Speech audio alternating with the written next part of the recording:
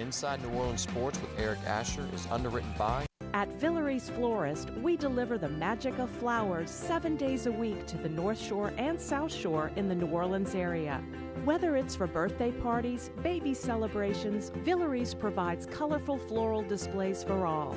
With a store full of fresh-cut flowers, exotic tropical flowers, orchids, roses, and even fruit baskets, our goal is to make your vision a reality. Villeries Florist, proudly serving Louisiana since 1969. Mr. Ed's Oyster Bar and Fish House has been shucking here since 1979.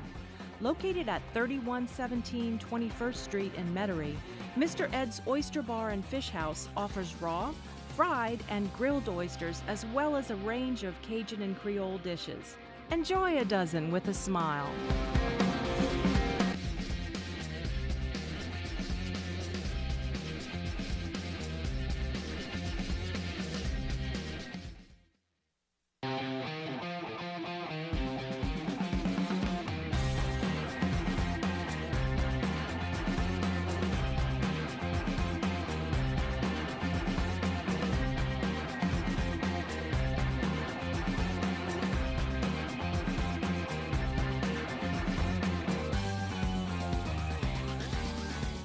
Good evening, New Orleans, and welcome to another edition of Inside New Orleans Sports. I'm your host, Eric Asher. Over the next hour, we talk about all the home teams. We'll talk about the New Orleans Saints, the LSU Tigers, the New Orleans Pelicans, and the Tulane Green Wave. Got a great one to break it down tonight on the panel. Sean Fazende of Fox 8 Sports joins us.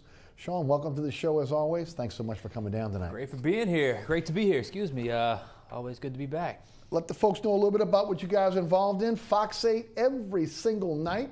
Got something for you sports fans to sink your teeth in. Yes, and this obviously being the live Thursday show tonight. We have we kick off the NFL on Fox on Thursday night. That airs at 10:30. Good one tonight, by the way, Minnesota and the Rams. Monday night at 10:30, the Black and Gold Review. Tuesday is our new show, Fox 8 Overtime. Real fun show to do with Juan, Garland, Chris, and myself. Wednesday is Game Plan with Juan and myself. Thursday, as I just mentioned, Thursday Night Football. Friday, Fox 8 Football Friday. It's always fun. The prep football season. There's something about the energy of prep football that really gets me going. Saturday is the only night we don't have a 10:30 show. Yeah, but y'all have a Pac-12 game. We do have a Pac-12 game, which means our newscast usually spills over into Right. 10:30. And then, of course, Sunday we have our game day routine, 10 to 11 tailgate, 10:30 final play. Most of the time the game is on Fox. This week it is not. Yeah, beautiful. And folks, I just tell you, I DVR it. I got it every night. You should as well. A lot of great content, especially if you're a sports fan, breaking it down. Nobody breaks it down like Sean does when it comes to the film study. And again, put that on your favorites as long as you're doing it with this show as well. Please there do. you go. Let's start with the Saints. 43-37 overtime winner over the Atlanta Falcons, 2-1. Look, a win is a win is a win is a win, right? I mean, I didn't feel that way against the Browns last week. I'll say that right now. It was a much better effort against the Browns, but Sean, there's just flaws that remain with this team right now. I mean, they just are. And it really, again, more with the defense than anything else. The pass rush. I, like you, go back and watch the game a second time. I break it down play by play. I mean, I'm sitting there counting. Matt Ryan, sometimes 6 seconds, 8 seconds to get the ball out at times. There was on the two-point conversion, when you want to talk about scheme, dropping your best pass rusher in Cam Jordan into coverage and rushing three. And Ryan on that play had 5 seconds to throw the ball. Look, there's no doubt P.J. Williams, Ken Crawley, obviously have not played well. Even I'm going to say Lattimore as well, because I don't think he's the same player as he was last year. But a lot of the focus has been on those two guys. But if you can't get a consistent pass rush, I don't care who you have back there. I've always said start at the front, and look, they've invested a lot in improving their pass rush. First 3 weeks of the season has not really shown up that much. They played a little bit better, I guess you could say, in particular against the run. But when it comes to pass rush, has not been there on a consistent enough basis, at least the productivity that they want.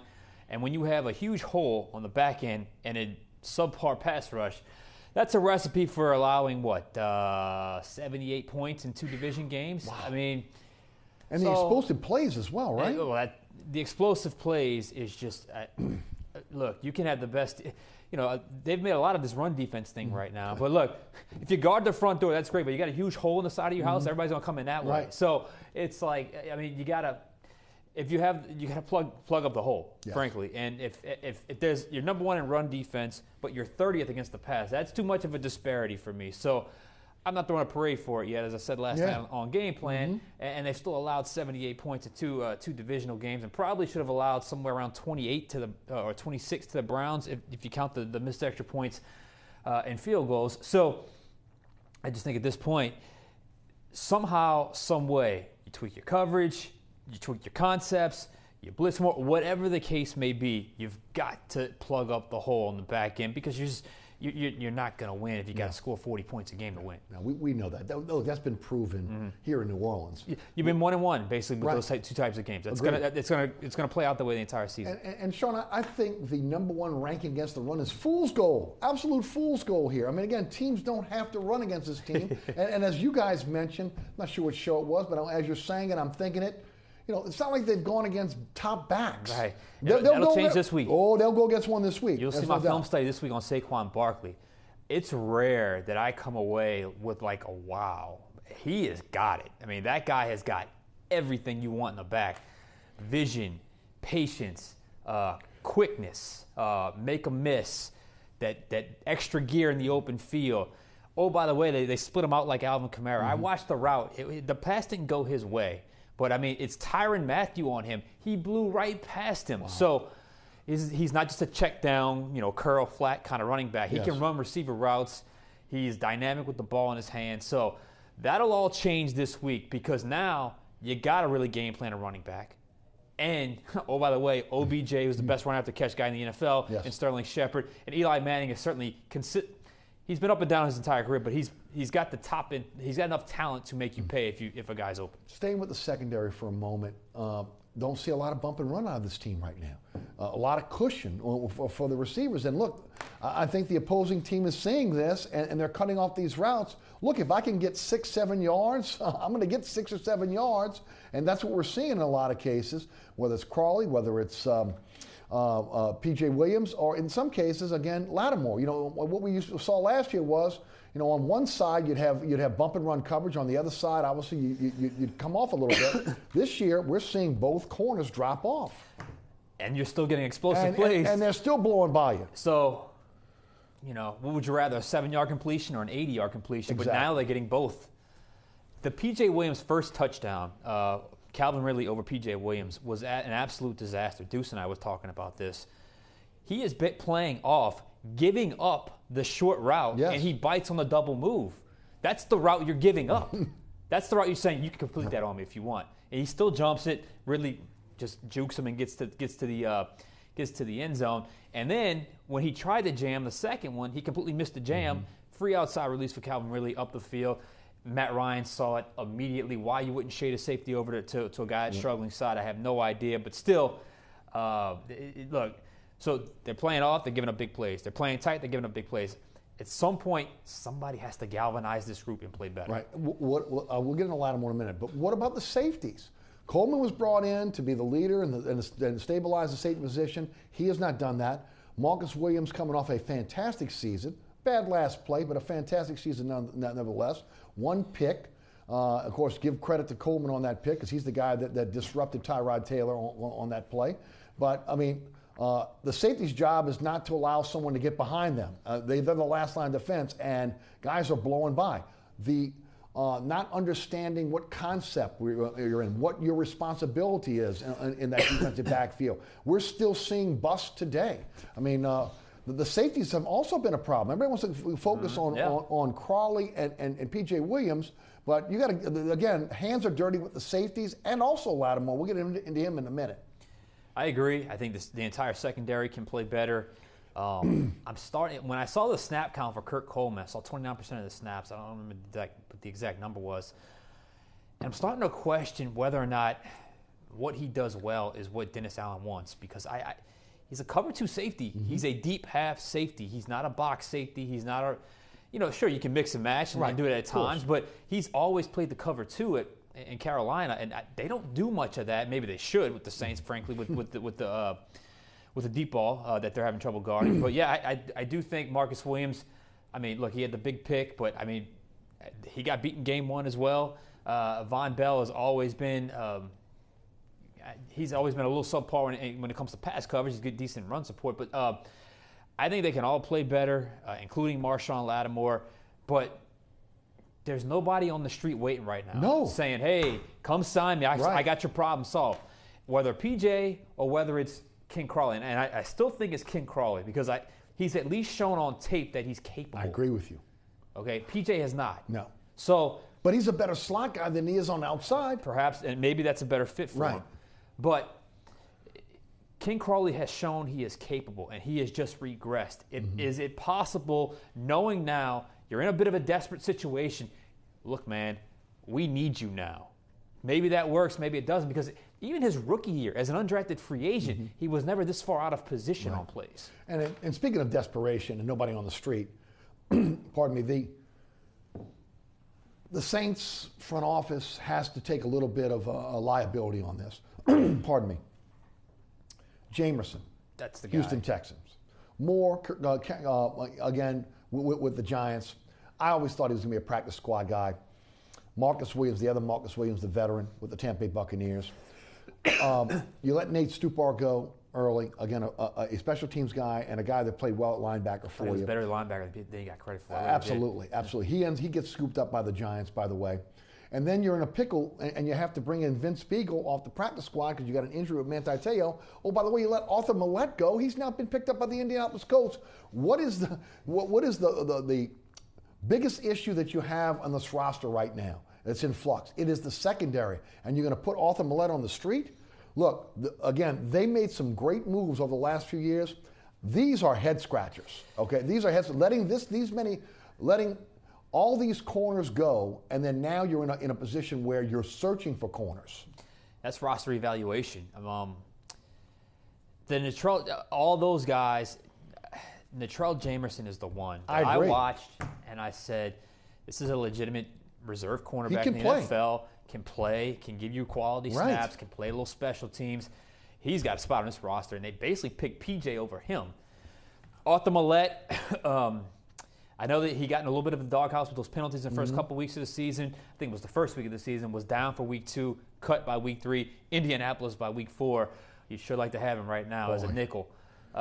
So Cameron Moore was a guy that played well late in the preseason. I just didn't think the body of work was enough. I thought he was more of a special teamer / practice squad type player.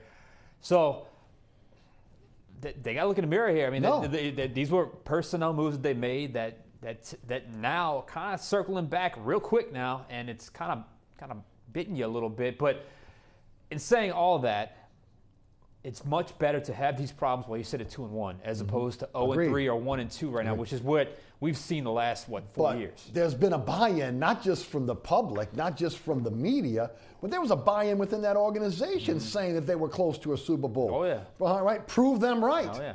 So I mean, again, they're part of this as well, which everyone knows that I've never really liked that because it's just so different than what Peyton has done for his entire career here in New Orleans, where it's us against the world. Keep the noise out of the compound. We're not listening to anything that's going on outside. It's almost like he tried to embrace it and embrace it with a very young team. I could see embracing it with a veteran team, but not with a young team. And I think it's come back to bite him a little bit here, especially when you start talking about a guy like Marshawn Lattimore. Look, this guy looked like he was going to be a shutdown corner in the NFL. He played outstanding last year. Quarterbacks were afraid to go his way. I mean, he looks nonchalant on the field. He looks lazy. I was watching a play over and over again the other night. Sanu on a third down play.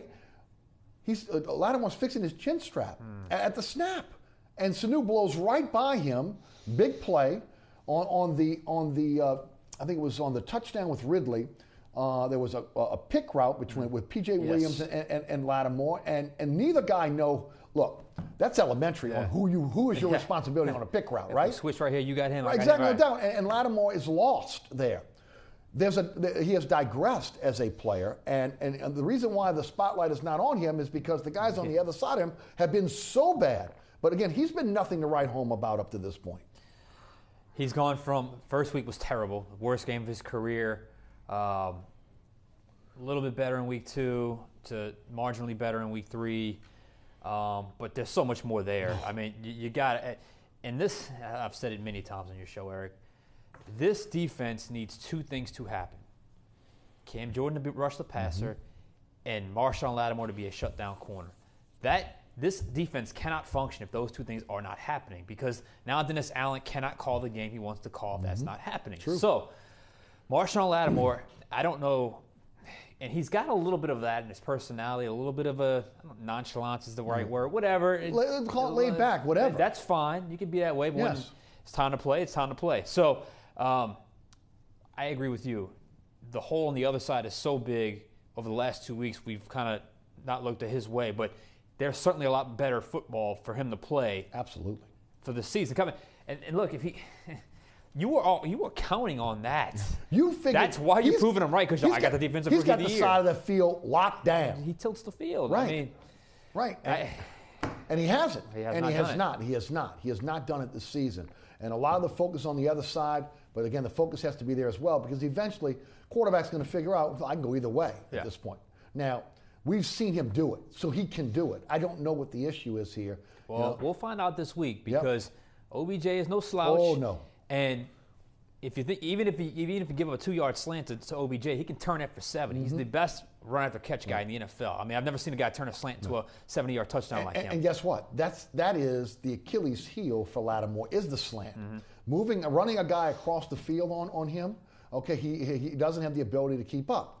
Look, it's hard for anyone in the NFL to keep up going across the field. Yeah. Okay, but it's been a route that quarterbacks have been able to pick on Lattimore with. You know, to me, you mentioned the safeties. We talked about it. You mentioned Von Bell. In run defense, I think he's been one of the better players on that team. If anything, at the safety position, I think he's played the best as a safety. Maybe not in the passing game, but where would they be without him in the running game? Look at the snap counts. His snap counts have gone up. Right. So clearly they see that, and he's contributed to that run defense in a big way. I think Von Bell, for a guy that, I kind of have a vision of it as a player, I think he's actually surpassed that a little bit and played fairly well the first 3 games. Well, look, again, he's kind of in that Kenny Vaccaro situation. I don't know that he's quite, because a lot of people have asked me, can they go heavy nickel with the third safety? I don't know if he's that guy, because I think Kenny was a little more fluid in coverage, could turn, could really jam a tight end or a slot wide receiver. I just don't think Von Bell is that guy. He's a box guy. He's a guy you can use and run. And look, he's a guy that if you're playing a zone, he's going to make a quick tackle. He's going to be a guy that makes a sure tackle if you need him to. It's going to be interesting to see, again, how they go forward. But here's another part of this, not creating turnovers. Yeah. One, thus far. And I know Sean Payton was frustrated with that. He talked about that on his conference call this week. They were able to do that last year. Haven't been able to do that this year. Again, all this sort of plays into each other. You're getting a better pass rush. You're getting a better pass rush, getting a quicker throw. Maybe you're in a better position to make a play. Last year it seemed like every tip ball, every overthrow, they got their hands on it. So has not happened this year. I know Sean Payton has talked about those punch outs, and that happened in week 1. It was a play that I really circled because I felt like that could have changed momentum back to the Saints. Alex Anzalone punched one out. I think it was Godwin. Right. 5 Saints around it, somehow bounced right back into Godwin's hands. But that's the only one I've seen so far. Lattimore has been a guy that has been trying to strip, when he gets beat. But sometimes you got to make the sure tackle. You're stripping when you got other teammates that are trying to bring somebody down. That's when you're trying to get in there and do the strip. Or maybe coming up behind a guy. But look, the lack of, if you want to go back to a defense that maybe was not a super defense, but the deficiencies were masked, it was the Super Bowl defense. 39 turnovers. A team like this that maybe has deficiencies. Look what the Browns are doing right now. Right. Look what the Browns are doing. Who's their coordinator? Right. Greg Williams. No doubt. He don't care about yards. You can run up the field. I'm getting my turnover. That's exactly what's happening. Well, you flip the field. Yeah. And again, you're taking away possessions from the offense. Maybe the panacea for this team is if they can start creating turnovers. I'm not sure. Look, who's going to do it? I haven't seen anybody yet. I'd like to see Marcus Williams get his hands on a few more. Now, to be fair, I think last year it happened maybe in week 3 or week 4, and then you got a few more later in the season. Sometimes it happens in bunches. Who knows? But still, I mean, those are game-changing type plays that can really stall some of these shootouts a little bit. You buy into the narrative that September's the new preseason? For the Saints? For every team. See, to me, I've heard that over and over again throughout national media. Teams now need a few weeks within the regular season to get ready. Man, you only get 16 of these. Yeah, if that's what people think, I think it's the wrong approach. Now, I think Amen. there's something to say. I've always been a quarter turn guy. Like me too. At the quarter turn, you kind of have a feel for what you have. Yeah. And I think you break the season down into quarters. That's that first quarter turn. Right. You kind of know what you have, and then the rest of the time, teams that play better, play worse, injuries, what have you. But I think you figure out who your team is right at the quarter turn. That's why I think this game is so important. And I think statistics bear it out with the Saints. If they're 2-2 or better, which they will be, they got a chance. If they're 1-3 or worse, forget about it. So they're in a spot to where, and that's where I think we're all in agreement here. We know how good these players can be on this team. Yes. So you don't want to jump ship. No. But they just got to. You got to do it when it counts. Somebody's got to light a fire under them at this point. You got to do it when it counts. I mean, if it's going to be the media, if it's going to be the fan base, it's going to be the coaching staff, I'm not sure. If they're listening to the noise, they got to be able to hear what's going on right now. No, nobody can be satisfied with the way this defense has played thus far. Much more was expected of this defense. Offensively, wow. I mean, you can nitpick the offense and say that they're not balanced and they're going after, forget about it, okay? I agree with Teron Armstead. Drew Brees is the GOAT, okay? Yep. A freak of nature. I talked about it today. When you look at this kind of the evolution of this offense now with Kamara, who's kind of a blend of Pierre Thomas and Reggie Bush. When you look at a Michael Thomas now that's a faster, more physical Marcus Colston. I mean, it's almost like 2.0 in terms of these guys. And like I've said before, they need it. They've needed it. It's not like they're blowing up stats here and inflating stats. They've needed every ounce of these stats. 80% completion percentage. It's amazing. I mean, and it's not like, look, I know he's throwing a lot to Alvin Kamara the first couple of weeks, but he's throwing some downfield throws. It's not like he's throwing just a bunch of curls. He's not dinking and dunking here. He is really putting the ball. He has always been the master of the intermediate game more than anything else. Even more than the drop back and just launch it. That's not really been his game. No, he likes to move the safety. He likes to move guys. He can slash you kind of from the middle. He's been phenomenal. He was phenomenal Sunday. The spin move is going to be is going to go. That's going to be one. That's going to be on his highlight reel. That's going to be one of the legends of Drew Brees was that spin move. When they got the ball in overtime, you knew they weren't giving the ball back. You just knew. I will give this defense some credit. Fourth quarter, they played much better. They played much better. And in that last drive, they played very, very well. Okay, you needed to stop Atlanta. 1:05 left in the game, 3 timeouts. I'm saying to myself, Atlanta's going straight down the field. And it was score for score up until that point. Was it A.J. Klein in the last play of the game? They got the big hit, and he's played much better. He has played much better. Right.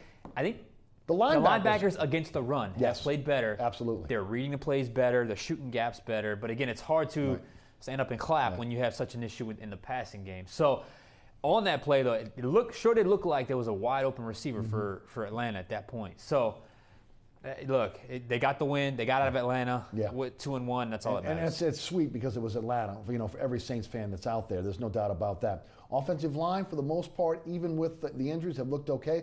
Larius got used a little bit this week. You'd like to see Pete get back in there, have your full complement. It is what it is. Injuries across the board. Watson looked like he shook off a little bit of rust this week. Yeah, I thought he knocked off a little bit of rust, played a little bit better.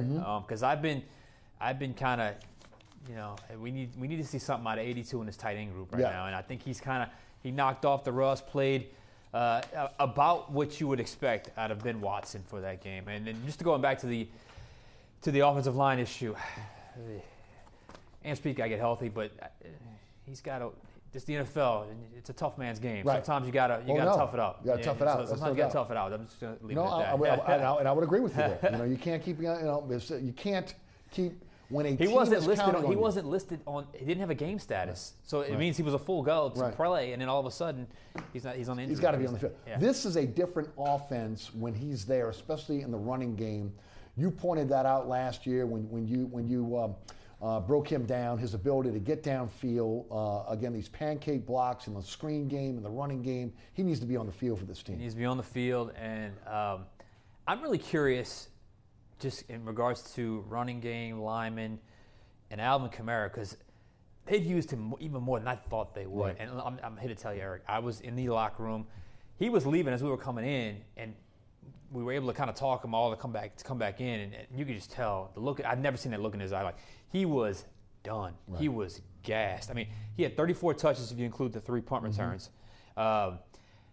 this week is the week, because I think when Mark Ingram comes back, I think that that'll average itself out, and it'll balance itself out. But man, I'm curious to see what they do this week, because I don't think he can handle that many more touches again. To his credit, he's getting out of bounds. If you notice, he's not maybe taking an extra hit.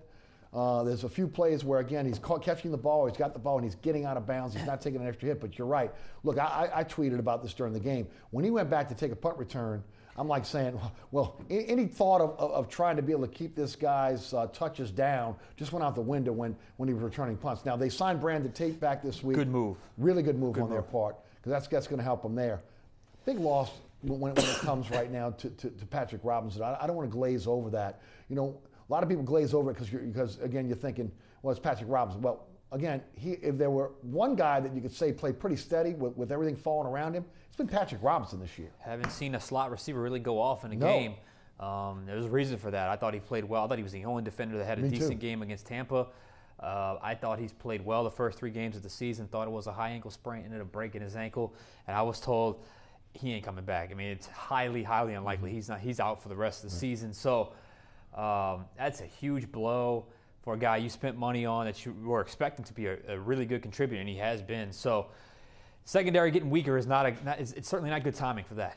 And Sean, throw it out there for everyone, because nobody's riding in here and going to save the day when it comes to the cornerback position. The Saints don't have a lot of assets to move. Number one, they don't have draft choices to move. The 1 and the 3 has already been given away. So, I mean, at this point, you kind of dance with the one you brought to the dance, right? Yeah. Now, obviously, with this show being on Thursday, a little surprised they haven't signed anyone yet this week. At least, even if they don't play this week, just at least to have that person. David Emerson had the visit/workout. We haven't heard anything with that yet. Sterling Moore had the visit, workout, left town without a contract. Which led me to believe maybe they're trying to make some kind of a deal. But you know, again, I mean, look, if you can find a team that a competent, maybe 4th corner on a team, and give up maybe a 6th or a 7th round pick, then make the deal. But for a star player, it's not happening. Nobody's giving up corners. Who's giving up shutdown corners in the NFL? So better figure it out. I do know. Is it something they can figure out? Well, they figured it out in 16, if you recall, because I mean they had issues in 16. And they were able to find B.W. Webb and Sterling Moore. Not great corners, but at least they were able to be somewhat competent. And that's what we're hoping for at this point. Because to me, it's 1 or 2 explosives are okay at this point. It's just you can't give up 5 or 6. And right now, with the secondary that you have, the way they've been playing, that's really been the recipe that they've followed. Break down the New York Giants. Fast team, struggle at the O-line, which leads me to believe the Saints have a chance to regroup in the pass rushing scenario this week, because they have a struggling offensive line. Eli Manning, I think he's been consistently inconsistent his whole career, but he's capable. Won 2 Super Bowls. As I've said many times, OBJ, best run after catch receiver in the NFL. Sterling Shepard, who evidently every fantasy owner that has him is starting him this week. Yeah. You heard what I said about Saquon Barkley. Guy's a baller. I don't think Evan Ingram is playing this week. I think he's a solid player, so that'll certainly help the Saints. But they're not void of talent at the tight end position. No, they do have. They run a lot of 2 tight end sets as well. Defensively, Landon Collins is obviously a guy that can ball. So I think it's a very winnable game. But I do worry about this. Saints, well, at least offensively, Saints played almost 5 quarters of football in Atlanta. Now they got to travel again. Right. You just never know. Sometimes it's not as easy to just flip the switch back on. And a lot of players were limited in practice on Wednesday just to kind of recover from that game. Absolutely. You're watching Inside New Orleans Sports. I'm your host, Eric Asher. Sean Fazende of Fox 8 Sports is our guest. We'll come back. We'll talk some Tigers. We'll talk a little bit about the Pelicans. Anthony Davis makes a proclamation this week. He is the best in the game. We'll discuss that. Also, again, we'll talk a bit about what's happening as far as the Green Wave, Tigers, and also the Pelicans. You're watching Inside New Orleans Sports. We'll be right back.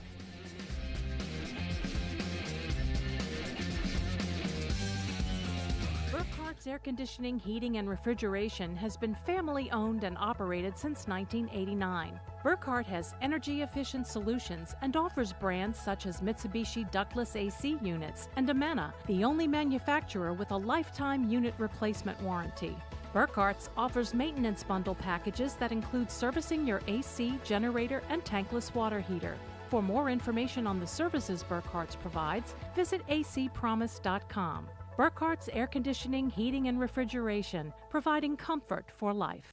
Located at 3701 Iberville Street in Mid-City is Katie's Restaurant and Bar. Open 7 days a week, Katie's offers daily specials for lunch, dinner, and Sunday brunch. Serving New Orleans cuisine such as fried shrimp platters, grilled redfish, and a fully stocked bar. And don't forget about our expanded event seating and local entertainment. Featured on the Best of Food Network's diners, drive-ins, and dives, Katie's Restaurant and Bar. Welcome back to Inside New Orleans Sports. Sean Fazende, Fox 8 Sports is our guest. I'm your host, Eric Asher. We'll go to the phone lines in just a little while. LSU 4-0, 5th in the AP, 6th in the coaches poll.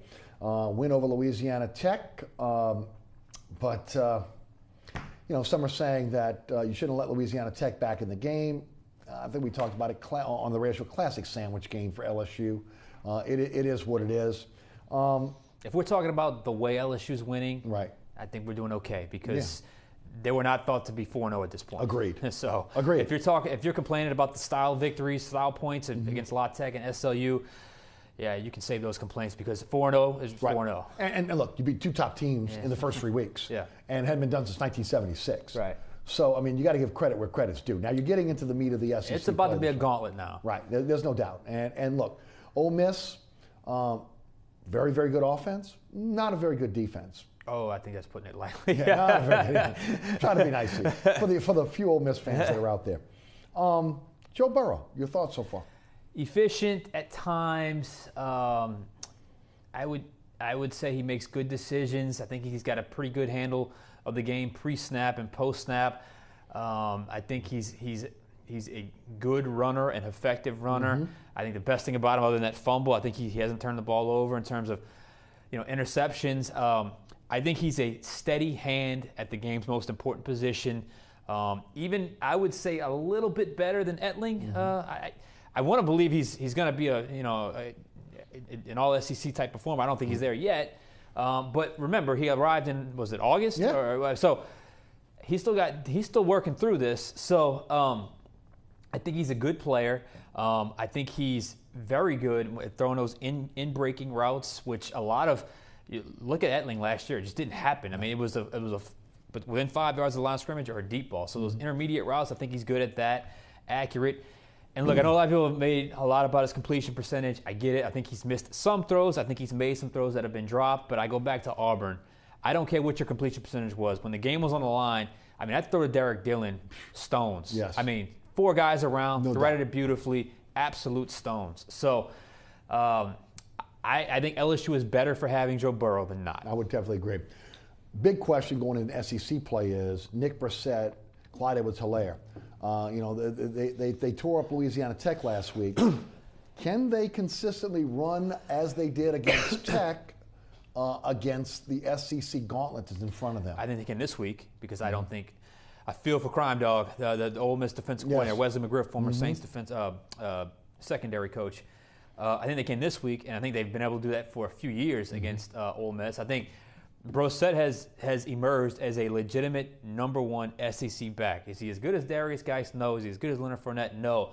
Still a legitimate back that in a game where they want to air it out, they want to just go and score and run. It may not be the worst thing in the world if you pound them a little bit with a guy like Brissett and hit lightning with Clyde Edwards-Helaire and maybe mix it up with Chris Curry as well. So, well, I think he's got a pretty decent skill set. I like him. So if ball control is the theme, I'm okay with that as long as it produces a win. So I think Brissett and Edwards-Helaire, I think at least this week they'll be able to run the football. Yeah, the question mark going forward is still going to be the offensive line. Maggie comes back this week. He comes back this week. Still no real word on Sadiq Charles. Hines has really impressed me in his limited time starting. Okay, he looks as a freshman, looks like he could be a guy that you could put there for the next 3 years. I really like the interior of this offensive line. Me too. I like all 3 of those guys. Even Chasen Hines filling in for Brumfield. I like Brumfield before he got hurt. Cushenberry's played well. He's played really well. Lewis has played well. Yes. And I said it a few weeks ago. Sometimes all it takes is one tweak. And I think we saw that tweak when they moved Deculus to right tackle. Sure, he's had his moments where he struggled, but I still think he's steady at that right tackle spot. I'm curious to see what happens. You think he stays? Maybe. I read this week that they were practicing Adrian McGee at left tackle. He is an upgrade over Bedore Traore. No doubt. I just agreed.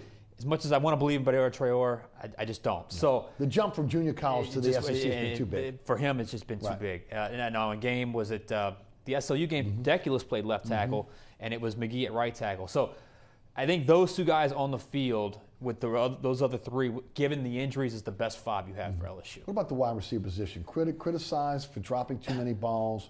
Do you think they're getting better? Do you think they're getting more acclimated to Joe Burrow, to the scheme that Ensminger wants to play? I think that's it. I think acclimation to Joe Burrow. I think we're starting to see who's emerged. Who runs the routes that Joe Burrow favors? Okay, you're starting to see with Justin Jefferson, D. Anderson, a guy we forgot about. I forgot he was. I mean, and rightly so. He just hadn't done anything. Right.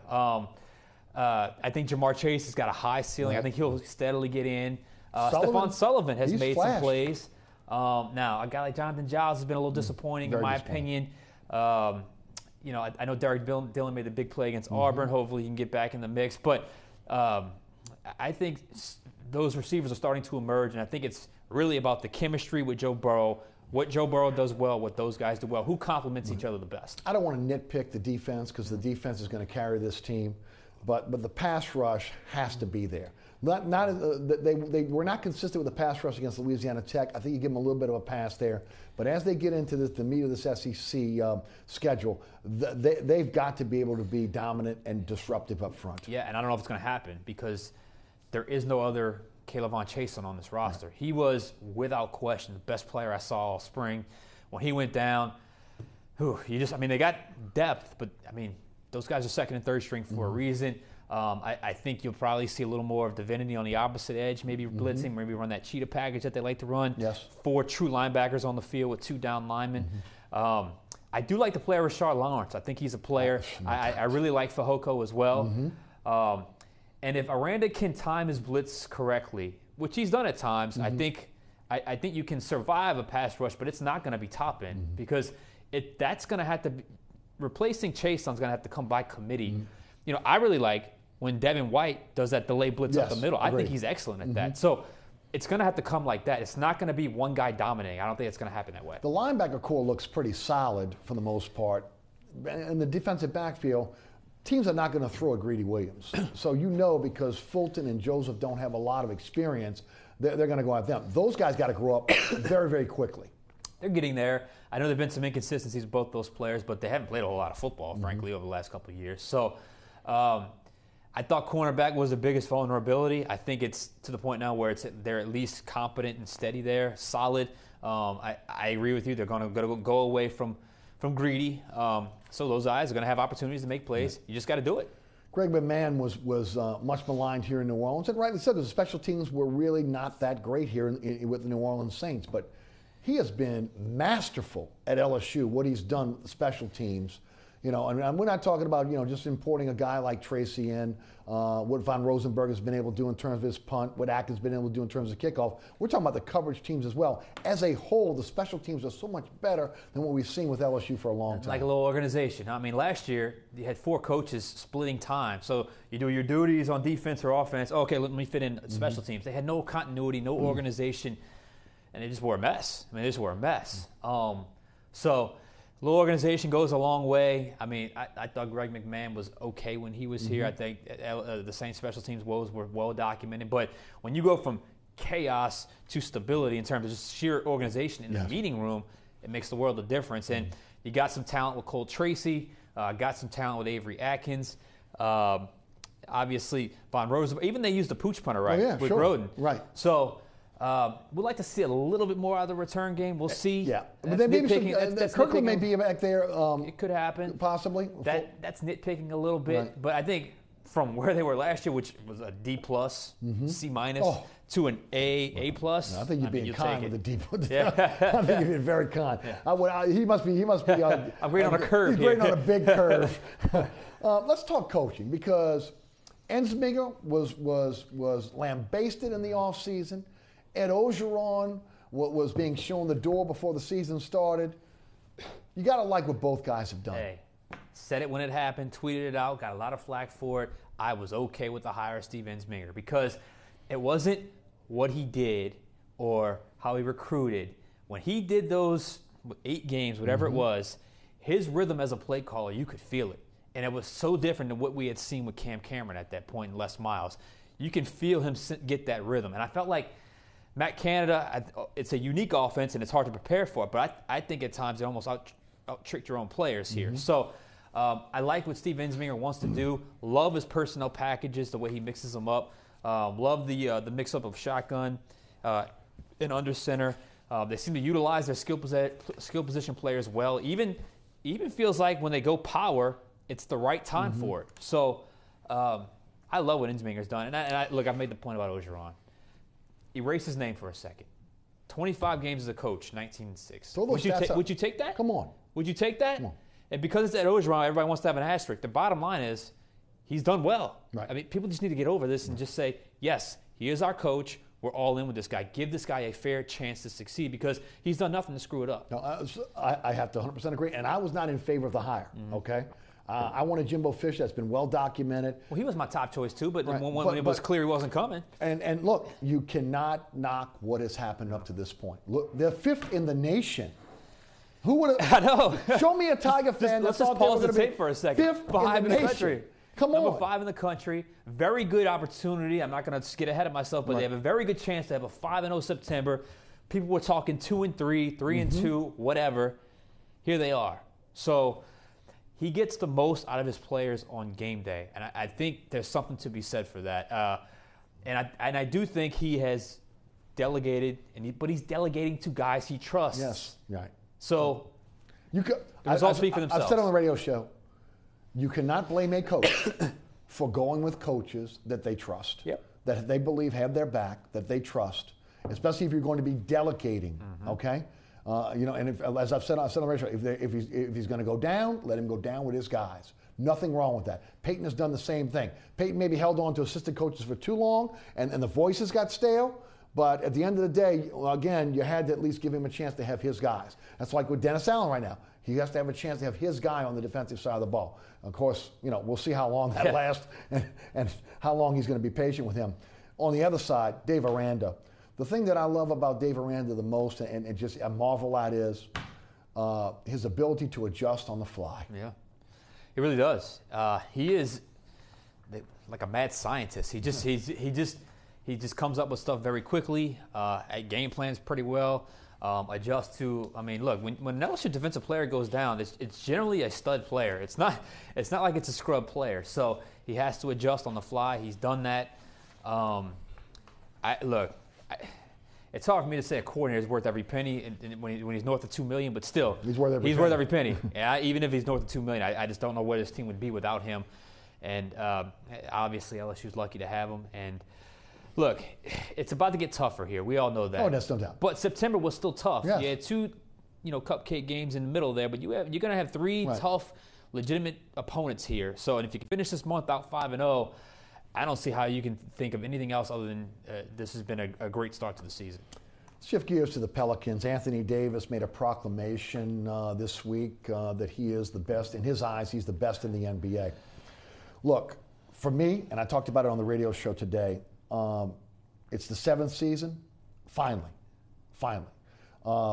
They have imported leadership year after year, whether it was Rajon Rondo, you go right down the line.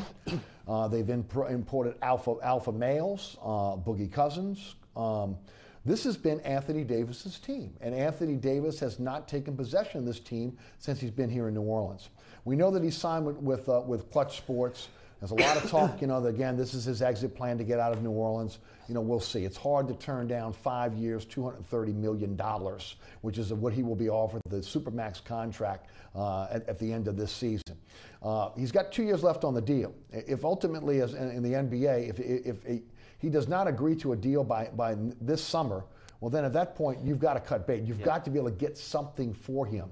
But I like what he said. I like what he said today. Again, he's putting the pressure on himself now and saying, this is my team. I'm the alpha male. I'm the best in the league.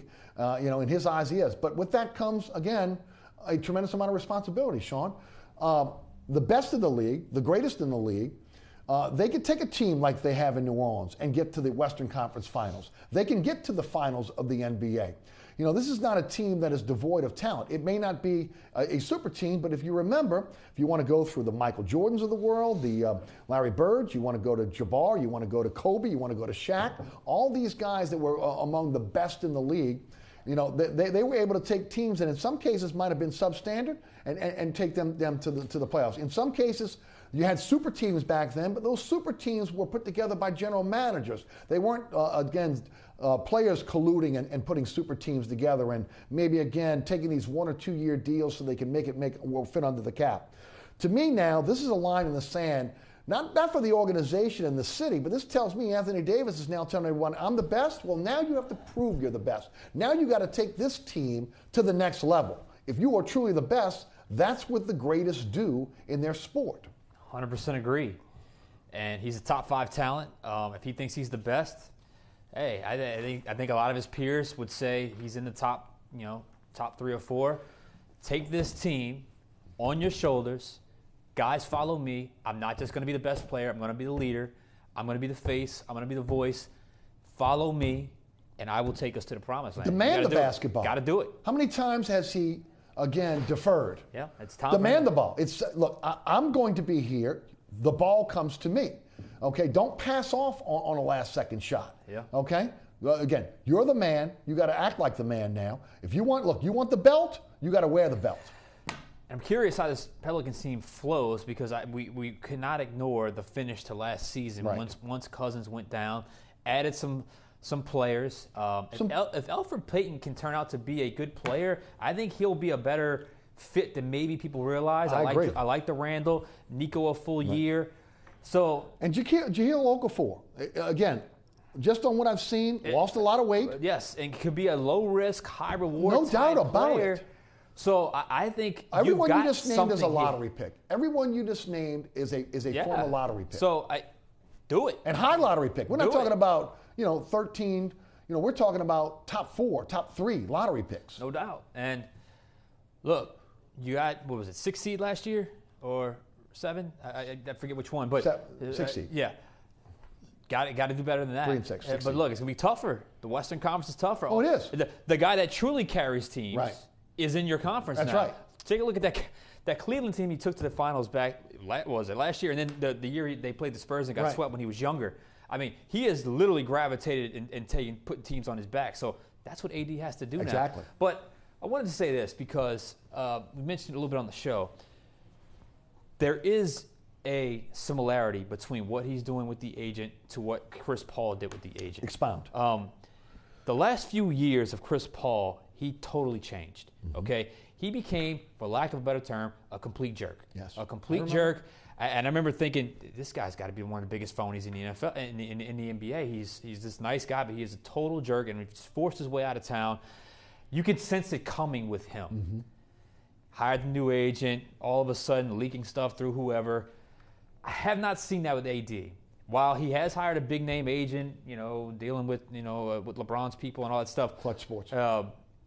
I have not seen the attitude change in terms of. I mean, you can just feel it with Chris Paul. I haven't felt it yet with AD, so that's why I'm not signing him off just yet. I still think there's a chance he re-ups. Sean, I think this is all about Clutch Sports. I think this proclamation is, again, resetting the narrative for Anthony Davis. If Clutch Sports is about endorsements, okay, I get it.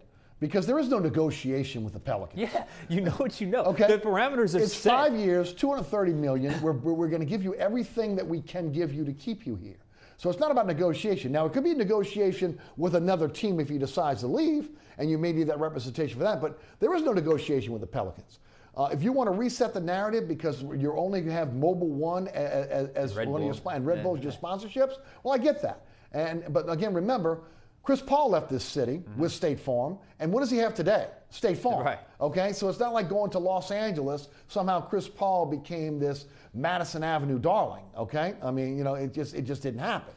And I don't know that Chris Paul is the talent AD was in terms of. I think people have thought of him as the best point guard in the game, but I don't know if you'd put him in the top 10 at that point. I think AD collectively, you'd probably put him in the top 5. So Deuce and I were actually talking about that, because he's a big NBA fan as well. I think it's more about the TV opportunities and marketing opportunities more than switching teams. So we'll see. Agreed. And on the surface, that makes a lot of sense. Was that Supermax available when Chris Paul was coming? Not to that extent. Okay. No. But again, he could have signed and did sign. No one could pay him more money than the New Orleans Hornets could have paid Chris Paul. And he still forced his way out. Exactly. Okay? He had to wait a year, and then, of course, the Clippers gave him the max deal, but no one could have paid him more. AD is in the same boat. Again, there is no negotiation. 5 years, $230, here's the money, it's yours, you're going to be here for 5 years, let's build a team around you. Look, no more, I'm injured, I can't go, although, again, I will say over the last couple seasons, he has played through injuries. He has got to be the guy, the alpha male on this team now. And let's be fair. If you line it up and if everyone plays to their capability, this might be the best team he's ever had here. Agreed. This might be the best team he's ever had here. At least on paper, they have an opportunity to be. Look, I don't think anybody's beaten Golden State this year. No. No. I know Houston's a contender. Very, very tough. Although I think there are times they could be vulnerable. They could implode with all the I would worry a little bit about LeBron, although I don't think that team's good enough to get to the finals through the West. I mean, he can do it through the East. Yes. But I think this might be the best team he's had since he's been in New Orleans. So let's see how this thing rides out. Well, I can't disagree. Don't get me wrong, folks. I love what he did, but now he's got to back it up. Yeah. Now he's got to back it up. I like it too. I like it. I do. It's my team. That's right. I like it. It's about time. I've been waiting on it. Now, again, this should have happened a long time ago. Now, look, he got coddled by Monty Williams, and rightly so, coming out of Kentucky. Okay, he was a frail guy coming. He is a man's man. He was now. really young. Okay, too, and he was, but he he's not 19 anymore. years old. He's not. He's it's 25. 7 years in the league now. Okay, this should have been done 2 years ago. You know, you can't keep importing, veterans to lead the team. At some point, Anthony Davis has got to say, it's my team. He did that yesterday here in New Orleans. Well, good. I like it. I love it. I love it. Greg is in Houma. Greg called us at 866-3200. Greg, how you doing? Hey, I'm good, guys. Got a question or a statement, I don't know, but look, this is going to be kind of a layman's deal, but I'm a manager. I got employees behind me, and I'm only as good as my employees can be. And I feel the same way about Dennis Allen. I mean, everybody's throwing him under the bus and everything, so do you think it's the managers or the employees behind them? And I'll hang up and listen. Great question. That really is. I know Sean Payton was not happy with their quote-unquote pass rush plan in the first week. That's a direct shot at Dennis Allen. But a lot of what Dennis Allen's doing right now is predicated on the fact that he knows these players can do certain things and they're just not performing. Right. So, well, I certainly think when you've given up as many points as they've given up, the defensive coordinator certainly bears some responsibility. I'm not sure that it's even the majority his fault at this point. But, I go back to it might have been a caller on your show that pointed this out. When was the last time the Saints had back-to-back solid defensive years? It just hasn't happened. It doesn't happen. It just doesn't happen under this regime. So it's a curse. Rob Ryan, Greg Williams. I mean, it just has not happened. So this is falling right in line with what's been, I guess, the narrative of the Sean Payton era. Why, Sean? I mean, again, that's the big question. Yeah. They played so well last year down the stretch. Look, I know that it doesn't carry over from year to year and you have some personnel changes. The only guy that's not really there is Kenny Vaccaro at this point, okay? I mean, you can say that Robertson is on the bench. He's not playing. And maybe at some point we'll look back and say letting Kenny Vaccaro walk was a bigger deal than we all made it out to be. I know we were all kind of like, I just kind of felt like he was going to go. But perhaps because he was a versatile player now. He could blitz, he could play the run, he could cover, and he was a vocal guy. Maybe we'll look back and say, they missed him because I said before, Kirk Coleman is a very good leader, very good guy in the locker room. I don't know schematically if he's the same fit as Kenny Vaccaro was. Now, it'd be interesting to see. Let's talk a little bit about Tulane. 1-3. You turn my head completely around. I'm talking to you on the shows we do each and every Tuesday at 1:30 on the radio show. And I'm giving Tulane a little bit of a pass after the Wake Forest loss. And you came out hard and said, you know what, no more, okay? Either, you got to take the next step. And you know what? They got to take the next step. The UAB loss was the one that really stings for me. Absolutely. And they should be, to me, 3-1 right now. I mean, the Ohio State game, throw that out the water.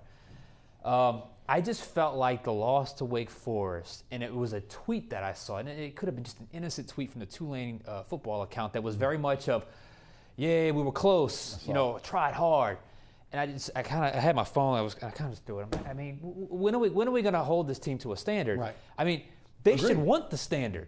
And I think this, you and I criticize them, is actually helpful and beneficial to them because it shows that at least somebody is caring that they can play better than they've played. The UAB loss was completely unacceptable. Losing to Wake Forest, to me, season opener, returning your quarterback, home opener, equitable. I mean, you could beat a Power 5 team, right, and you just didn't do it. To me, it's just been disappointing. Now, I've been gloom and doom on them, but there's still time to turn this thing around. Nothing but conference games in front of them. There's still time to turn this thing around, but I just think it's okay to have a standard at Tulane. And I'm just, at some point, everyone at that university has to buy into that standard, or you're just this is what you're gonna get. I mean, well, look, they've had some really tough losses on defense when you're talking about guys that are playing on Sunday now. Okay, guys. That's why you give a coach to his third year, because at that point recruits are coming in to plant those losses. And some can maybe say that again, this team was so devoid of talent because of defections when he came here that maybe he needs one more year. Maybe you buy into it, maybe you don't. But at some point, you got to kick the door down. You've got to be again a team that can be reckoned with year in, year out, week in, week out. You know, it starts with the quarterback. Jonathan Banks was expected to be some were saying that he was going to be a pro next year and had a chance to go to the next level. He's not proving that right now. We were having a debate in the Fox 8 Sports office that Jonathan Banks was the best college football quarterback in Louisiana. Can't make that. I don't think you can make that now. No, I don't think you can. So I don't think you can. I mean, the kid at Louisiana Tech was pretty good. Okay, good. That kid down in Nickel State's pretty good. I'll take that kid too. Yeah, okay. Yeah, I'll take Chase any day. But, right. So. And the guy up at LSU's not bad. He's not bad either. So, I just look. I think it's been a disappointing start to the season. But if you got to rally. You got to rally. And I know that there's this kind of theme with we're a few plays away. We're close. Got to figure out a way to win close games.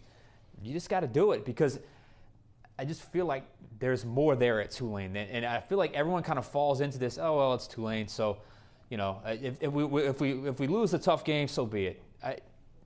And you're surprised, you're happy, you're pleasantly surprised if you win. I don't think that needs to be the standard there. No, and look, they teased everyone last year with the way they were playing and progressing, and much like the Saints, you thought they'd take the next step. They have regressed. They're not the same team that they were last year. And look, this is a big one. They're 0-4 against Memphis. This is not a good matchup. Okay. For them. It's never been an easy matchup. Never. For them. It's a Friday night game. It's always been a weird matchup for them. Mm-hmm. So, and of course, as I mentioned before, everything's conference from this point forward. Yeah. They kind of set their destiny starting with Memphis on Friday night, no doubt about it. Sean Fazende, Fox 8 Sports. Quickly, Saints-Giants. I'm going to go Saints. I don't want to see another shootout, though, although I think it might be that way just because, as I said, they're coming off of an overtime game. So I'm going to go Saints. I think as much as we criticize them, I still think a 3-1 first quarter, it's a whole lot. It's a lot. It's a great place to be regardless of some of the holes they had. Not like the way they got there, but at least 3-1, much like, again, with LSU as well. Your thoughts on LSU Ole Miss? I like LSU to win. I'm just curious the type of win. Do they do ball control? Do they try to air it out score for score? I don't think that's a recipe for success, but I think LSU wins in a late one. I hate to say must win for Tulane, but kind of must win against Memphis on Friday night. Yeah, I can't go to Tulane just yet, so we'll see. Make sure you check out Sean Fazende and the rest of the Fox 8 crew almost every single night, but Thursday and Saturday with their great shows at 10:30. Sean, thanks for being with us. Thanks so much for tuning in. Remember, there's a rebroadcast of this program each and every Friday night right here on WLAE-TV. That is at 10 p.m. We're on Pelican Sports Television statewide, 9 p.m. every Friday night. You catch me on the radio, Sports 1280, 101.1 FM HD2, and the iHeart Radio app. That's Monday through Friday from noon until 2. You can always catch all the previous episodes at ericasher.com. You can download the podcast, the radio show there as well. And again, we always look forward to you checking out the website. I want to thank our underwriters for this program, those great underwriters that support the show. Please support those underwriters. Also want to thank the WLE production staff, including Ron Yeager, Jim Dotson, Trey Lopez, Alex Chacon, Naila Jones, and my director, William Hill.